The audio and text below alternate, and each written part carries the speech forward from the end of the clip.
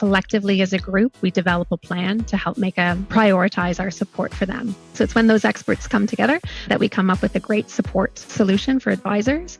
Equating it back to advisors and clients, it's that family office model, right? It's bringing the lawyer, the accountant, the portfolio manager, and trying to figure out how best to support a client. We take that approach in how best to support an advisor.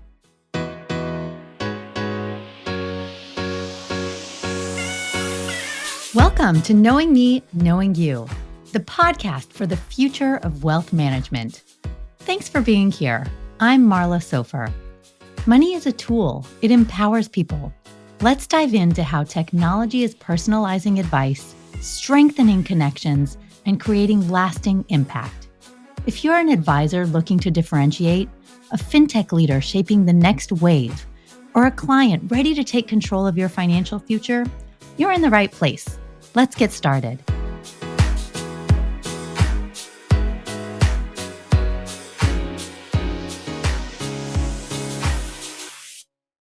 Hi, and today we are thrilled to welcome Steph Condra, the Chief Experience Officer at Wellington-Altus. With over 20 years of experience across wealth management, asset management, and institutional investment, plus more than a decade in London and Dublin, Steph brings a global perspective to client and advisor engagement. At Wellington-Altus, Steph leads everything from marketing and advanced wealth planning to advisor onboarding and engagement. She's passionate about the human side of finance, how people experience wealth, how advisors build trust, and how firms can create environments where both clients and professionals thrive. A CFA and CAIA charter holder, Steph blends analytical rigor with emotional intelligence to shape the future of the advisor experience. Steph, welcome to the Knowing Me, Knowing You podcast. Thanks, Marla. It's lovely to be here. It's so fantastic to connect with you. And I absolutely loved in our intro meeting where you brought your personal story forward into your own relationship with money and your family. I'm curious, as you think about Wellington-Altus, and you've been in this industry for so long, what is most exciting to you about the moment that we're in right now? I love the moment that we are in right now. I actually think we're about to jump into what I consider to be Act 3 in what might be a kind of a 3-act structure in our industry. Act 1 being the era of the investment advisor, a focus on investments and creating really robust, diverse portfolios for clients. Act 2 being where we are now, where we're focused on wealth advice, rooting ourselves in a financial plan and making sure we're offering a range of services to help meet our clients' goals. But Act 3, what might be our new normal in the future, I think of as financial well-being. I think of it as the full package of finances. I love making analogies with the medical profession and wealth, right? Health and wealth, they go hand in hand. And you think of the medical profession and we think about physical health, mental health, social, emotional health. Well, how could we apply that to the wealth management industry when we're thinking beyond just meeting our goals, but really connecting with clients and making sure that they are happy and full of joy and satisfied when it comes to their wealth? So yeah, Act 3. Right?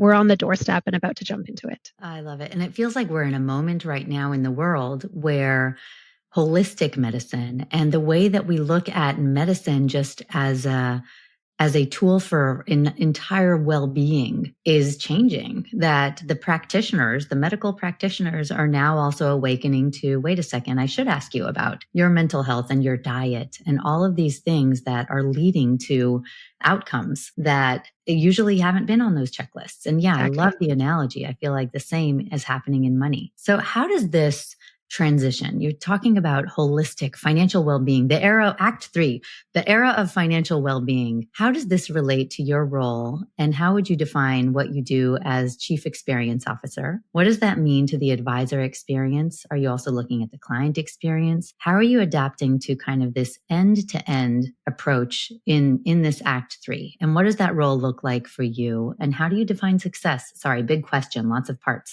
Big question, but all rooted in one idea that I believe is my mantra, my team's mantra, my firm's mantra is we treat advisors like they treat their best clients. And when I reflect on that across every way that we engage with our advisors, it's how we interact with them. It's the experience that we design for them. So let me give you some examples to bring that to life. And so we often think about how important the discovery process is with clients. Root ourselves in that that sales process of form. What's going on with their family, their occupation, their relationships, and what are their motivations? Well, we apply that when we're connecting with our advisors because we really need to understand what's going on for them. What has been their career journey? Why do they do what they do? Why do they love it? What is their superpower when it comes to running their business? What are their motivations? Why are they in this industry and why are they connecting with clients in this way?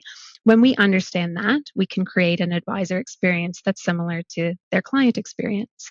But that then extends beyond that discovery phase. We think about making sure that we have service models in place so that our advisors know when we will connect with them and how we will connect with them. We understand what kind of rewards or what recognition they value. We understand their goals and their priorities. And so I love making that analogy, and it becomes a very direct line when I think, how should we solve this? I think, what would I say to an advisor who is trying to figure out how to deal with a client? And I ask myself, when I think of my advisors as clients, I could apply the same philosophy here. So how does success show up? Well, ask myself that question. How does an advisor know that they're being successful with clients? Well, could be because their clients are reaching their goals. They could start to see wealth accumulation or the growing wealth for their clients.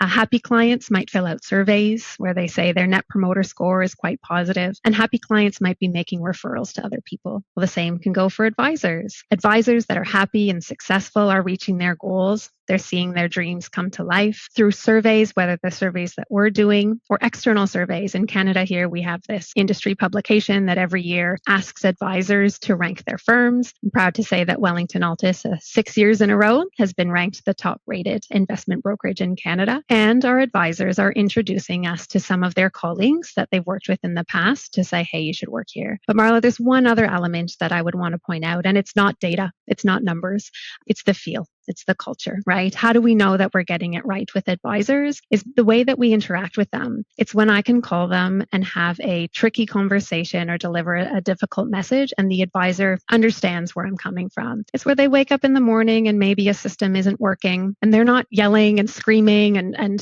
threatening, to pull all the money out or leave, but rather they're saying, hey, this is a problem. How can we work to solve it? And they're showing up to participate in brainstorms or even to collaborate with other advisors and help each other out. Again, somewhat intangible, but it's how we know that we're successful at this. I think so much of what you just shared can resonate for a lot of our audience. Before we move on to the next question, I would love to stay on this one for one more moment because you talked a lot about what you do as a chief experience officer, how you engage advisors. I love that way you handle them is very much the way you would expect a client. You said a lot about the discovery process, how you incentivize and motivate service models, rewards, priorities, what success means. Can you share a little bit about your learnings? What have you learned about advisors? Are they used to this process? Does it kind of knock them off guard where they're like, wait a second, this isn't about me. I'm here for my clients. All I need is you to kind of be the platform that helps me. What are the things that they did share back with you on what does motivate them? How do you keep them engaged? My observations is that this has knocked advisors off their socks, right? It has kind of off their feet rather. It has surprised them to have an engagement that is different from what they've been used to in the past. They're happy. They talk about how even their clients are seeing how much happy they are in their jobs. They come to us and say, my clients are saying, you have a lot more energy. You're more excited to tell me about your job and your team or what's happening for you in your role, which is a different feeling for them. The learning when it comes to recognition or acknowledgement is that just like clients, every advisor is different. Some like to see their name on the top of a ranking list. Some like to hear their name on the lips of our founder and recognized on a town hall call for something they've done. Others love more private recognition when they get a phone call from me. I'll take them for lunch or take them out for maybe their favorite drink or something that I know about them and they like it more personal. But that's also part of the discovery, right? Is understanding what's important to them and then being able to reflect that back when we are celebrating their success. I love that. And yes, happy advisors make happy clients, makes a strong business. It makes so much sense. And so many businesses don't look at it that way. I've had several conversations with advisors, even in just testing Know Me, where I talk to them about discovery. And the first thing they do is test it themselves as a client. And it's shocking how many of them have said, I've never asked myself these questions ever before. This is all I do all day long. And I've never even thought about it in my own life. They're kind of, like you said, they're kind of knocked off center because they're not used to looking at themselves in that way. Yeah. Or being treated that way. Right. Yeah. And being Yeah. recognized for the real value that they bring to any of our firms, which is they have those client relationships, right? They are the reasons that we exist. Entirely. Wellington-Altus is a pretty big company. You've got a lot of different functional teams, and they all have to be rowing in the same direction in the rowboat or in the big battleship to support clients, to support advisors. How do you oversee these different functions, marketing, onboarding, wealth planning, advisor transitions, all of the different groups that have to come together across disciplines to make sure that the business is thriving, advisors are kept happy, clients are kept happy? So how have you found the leadership just as it relates to all of these cross-functional interests? Yeah, it's funny. When I describe my role to people, that often is the same reaction. It's like, oh, that's a lot. But then when you step back and you realize these are all of the skills that need to be there, the expertise that need to be at a table to help make an advisor successful. For some advisors, and how they define success might be different. It might be the way they grow their business. It might be the amount of time that they're putting into their business versus their personal life. But these are all the skills that we need. They're a diverse group. But when I think about that, I go back to another analogy with healthcare. And Marla, wouldn't it be a dream if, and maybe you have this in the States, we don't have this in Canada, but wouldn't it be a dream if all of the experts that understand your health situation, the specialists, your GP, your therapist, anyone involved in your well-being, got together and brainstormed how to make you as healthy as can be, to maximize your well-being? Well, I've tried to apply that in my team when it comes to our advisors. And so we have regular dedicated meetings in my team with all of the leaders of those groups that you mentioned. And we actually talk about advisors that are priority for us. Maybe we're about to meet with them. Someone's about to hit the road and travel and meet with them. Maybe someone did just meet with them. Or maybe an advisor has put up their hand and said, hey, I'm willing and able to do some work to work on my business and make some sort of transformation. So we bring those experts together and then we start to brainstorm, share what we know about the advisor, share what we've learned in conversations about their motivations, about what their superpowers are, about where some of their gaps or some of the areas they need to work on. And collectively as a group, we develop a plan to help prioritize our support for them. So it's when those experts come together that we come up with a great support solution for advisors. Equating it back to advisors and clients, it's that family office model, right? It's bringing the lawyer, the accountant, the portfolio manager, and trying to figure out how best to support a client. We take that approach and how best to support an advisor. Yeah, that's what I was thinking as you were saying that. It is exactly what I think clients are looking for, and that experience that advisors are looking to deliver. And the fact that you're bubbling it up and saying, yes, but here's how we're going to support you, advisor, by having this team approach, understanding all of your needs and being back there, supporting you so that you can engage, you can be your best brand, you can deliver the best version of yourself out into the market. That's phenomenal. So what have you learned are some of the pain points that they face? When you learn about advisors talking about their superpowers, do they come back to you and they're like, Steph, I don't know what my superpowers are. Like, can you just let me allocate portfolios? Because that's what I'm really good at. Oh yes. And for many of them, that's their comfort zone, right? And that's how they grew up in the business. For many advisors, there is a common thread around communication and effective communication. And admittedly, as a firm, it's something that we also need to work on. I think every firm could do a better job of it. And I reflect on one of our asset management partners, Invesco Global Consulting, who do a lot of deep research on communicating with clients. And I'm reminded something very simple. For example, sending a mass email out to clients, say, hey, here's a market update, or hey, here's some quarterly updates from the team, is not considered a communication to clients. And so we might think so. And as a firm, sometimes we think that, hey, I sent an email out to all advisors and told them of this update, so they've now been informed. But Invesco did this survey during COVID and said, hey, are you hearing from your advisors enough? Are they communicating enough?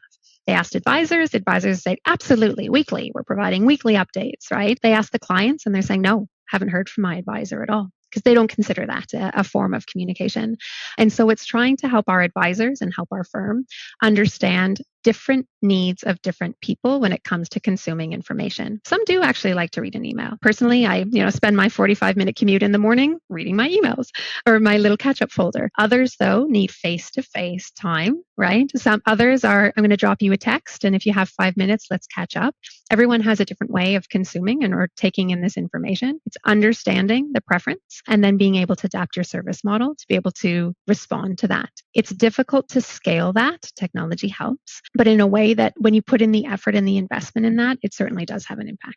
Nomi may be able to help with some of that scaling. I think that understanding the preferences, different needs, different people, making it feel personalized by understanding how do you want to be communicated with. And I think that also will resonate for a lot of our listeners where, advisors, their biggest challenge is communication and communication that leads to growth, making it authentic, making it differentiated. There's so many people, like how many people wrote blogs about tariffs and volatility? And how many people wrote a special, unique blog that felt different, that felt like it was educational and that it was touching the reader in a way that I think was different and unique. It's also not just on the shoulders of the advisor to be communicating. It can also be their team, right? And so even if it is an associate on their team, an assistant on their team, that communication doesn't have to be, hey, let's talk about markets, or hey, let's talk about that goal. It can also be, hey, I remember that your grandchild was graduating this week. How did it go? Were you able to go to the ceremony? And all of a sudden, check, you've communicated with them and you've initiated a conversation that counts for the client, that the client says, yes, I connected with my advisor and their team, not a, again, generic email of it's graduation time. Hope all the families are enjoying their celebrations. What if financial planning wasn't just about numbers, but about you, your values, your goals, your vision for the future? Nomi is transforming client discovery for wealth managers, going beyond assets and risk scores to uncover what truly matters. With behavioral insights and real-time data, Nomi helps advisors personalize advice, build deeper connections, and grow their businesses. Because the best financial decisions start with knowing you. Discover the future of client engagement at nomi.com.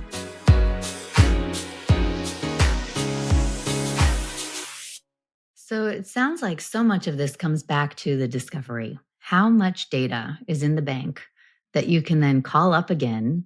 I remember you were going to your graduation, whatever it might be, in context. And I'm curious if you could talk a bit about how is Wellington-Altus looking at behavioral finance and the role that going deep into the softer, the more emotional side, the relationship side that we have with our money. How is that shaping the advisor experience and how you're thinking about evolving that and the advisor-client interaction? Yeah, behavioral finance, I believe, and it's not just me, but I believe is actually what's going to set advisors apart in the industry. Yes, their relationship with clients is key, but that relationship being rooted in behavioral finance concepts.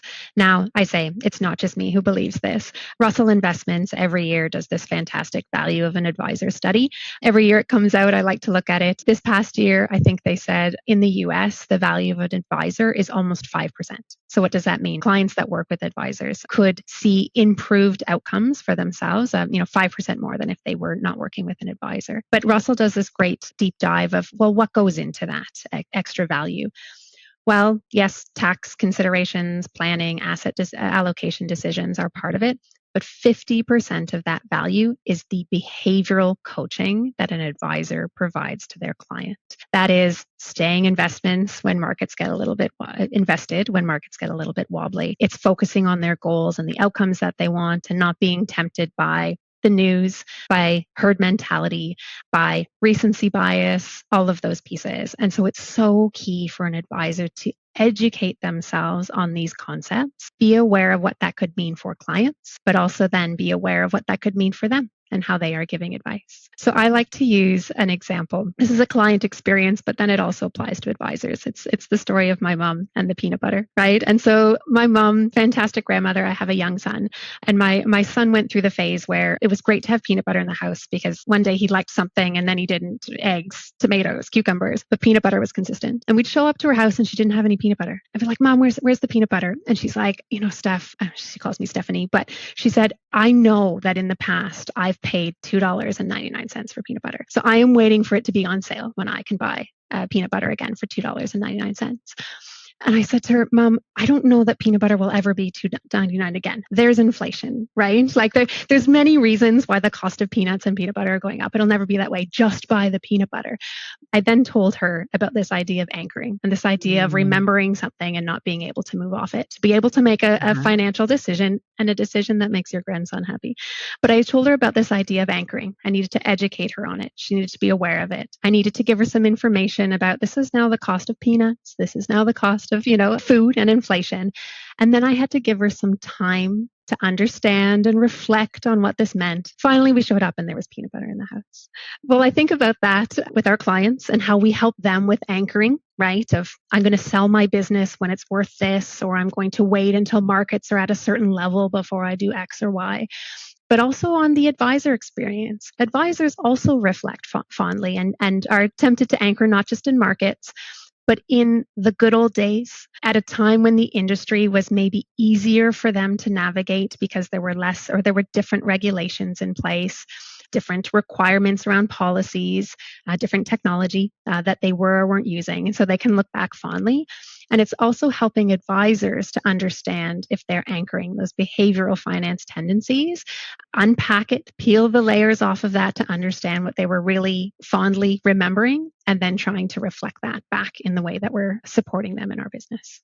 And this is clearly very much aligned with Nomi's approach to the market is how are you empowering advisors with the level of deep data that they need in order to set them apart, understand the role of behavioral finance. What other tools are you using today at Wellington-Altus to make this easier for advisors to help them drive their differentiation by going deeper, by understanding, they don't all have to be PhDs in psychology, but they need to understand here is how your clients' brains are operating, and here's maybe how your brain is operating as an advisor. Yeah. We've got a data well that is just full of all of the data that we need that we can pull. And we have a team that helps us create some customized reports because we might have ideas of things and data that we want to pull.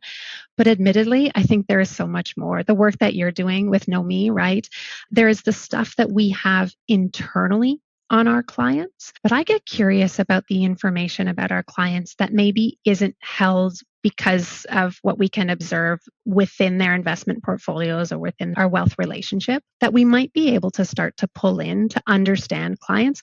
Now, they need to be willing for us to understand that data. I'm going to give an example. I mean, we're not affiliated with a bank, but I imagine credit card data says a lot about us in terms of how we spend money, how we spend our time, and how good we are at budgeting or not.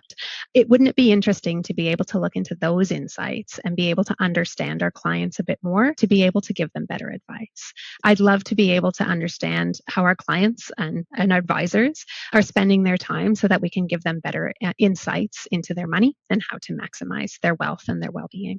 I love everything you just shared. It is certainly part of our roadmap. We definitely ask a lot about spending time and spending money. It's so easy because there's so many apps today that do that where you can gather how are they spending their money, and you can even show them. In fact, I've asked some friends of mine who've asked for advice, go back and look at your credit card statement for the last 3 months and circle the experiences that really brought you joy. Understand what are those things that really inspired you. So when you think about the future in Wellington-Altus and client experience, advisor experience, what would be advice that you're giving today to firms to attract the next generation of top advisors? What resonates? Those people who are, maybe young in their careers, but that they are going to be driving amazing businesses. How do you find those people? Well, a few, I think, pieces or kind of fundamental beliefs need to be in place.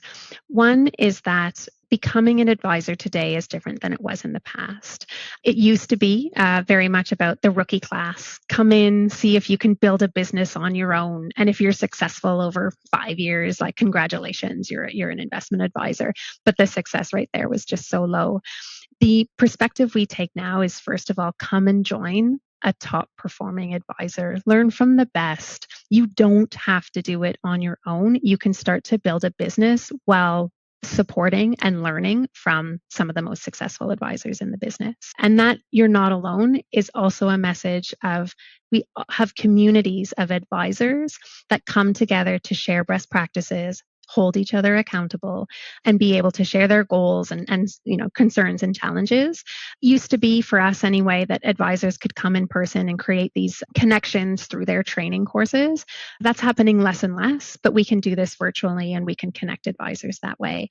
And so this idea of creating a community, a very welcome space for people to join into the industry, I think is different from what it was in the past, but it can become more attractive for people who are looking for a career in this industry. Yeah, we've heard that actually. We had a great podcast from another practice here in the States, and this concept of apprenticeship and looking at advisory businesses more as a trade that you learn, and you kind of come in and act as an apprentice for a long time. You get to understand what that looks like instead of going into the deep end as it used to be and being okay with I think it's an over 70% rookie failure rate in the wealth management space. We're going to kind of allow you to wade in to the pool, starting at the shallow end and understand how you engage. And Marla, you know what else comes to mind in that is also putting the client first. Because admittedly, I think about trades and apprentice.